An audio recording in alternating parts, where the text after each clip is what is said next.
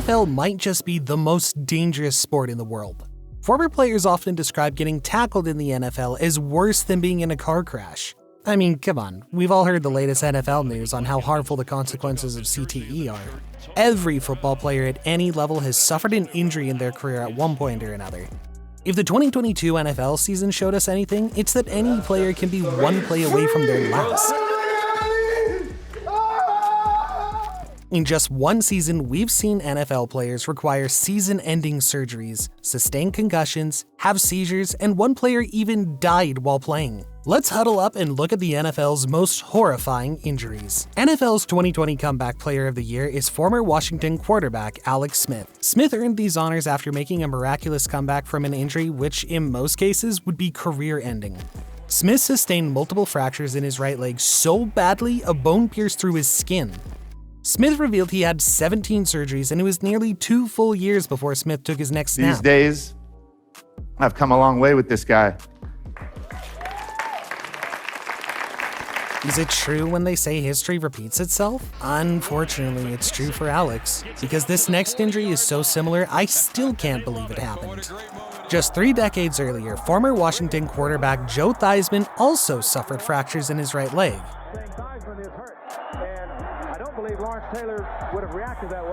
To make it even more strangely similar, Theismann and Smith suffered the same injury to the same leg, playing for the same team on the exact same date in the same stadium on the same yard line.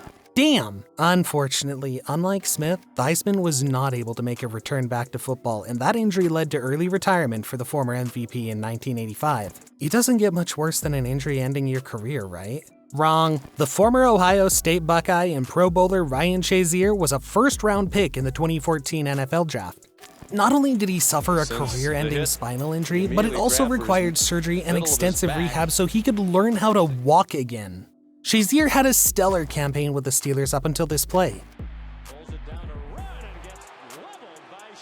As more NFL news is released regarding player safety, rules are being changed and new protocols are being followed.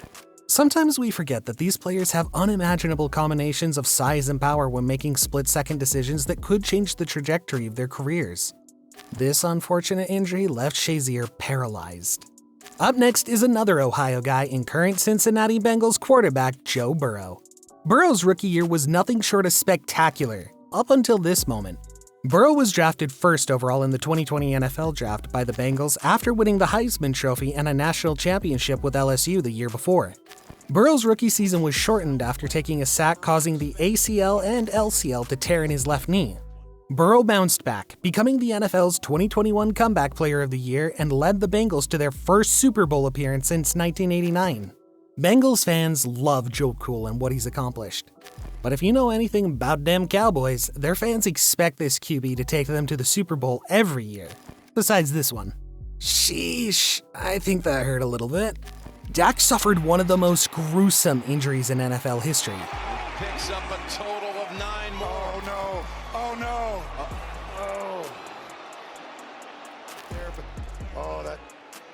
He left the stadium in tears as he was carted off. But I don't think it was harder to watch than this next player who sustained multiple head injuries in back-to-back weeks. Miami Dolphins' third-year QB, Tua Tagovailoa, suffered compounding injuries and likely 3 concussions that caused him to miss almost half the season in 2022. Tua hit the ground so hard it left him stumbling as he tried to stand up. Team doctors surprisingly cleared him to play just 4 days later, which led to one of the most horrifying injuries in recent memory. Tua was unconscious after making a traumatic impact on the ground from being sacked.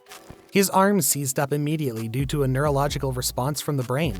Tua was not able to finish the season due to the scaling number of injuries, but he's working to rebound back in 2023. This next injury still makes me cringe every time I watch the replay. Let's go back in time and watch 49ers linebacker Navarro Bowman suffer the most horrifying friendly fire in NFL history.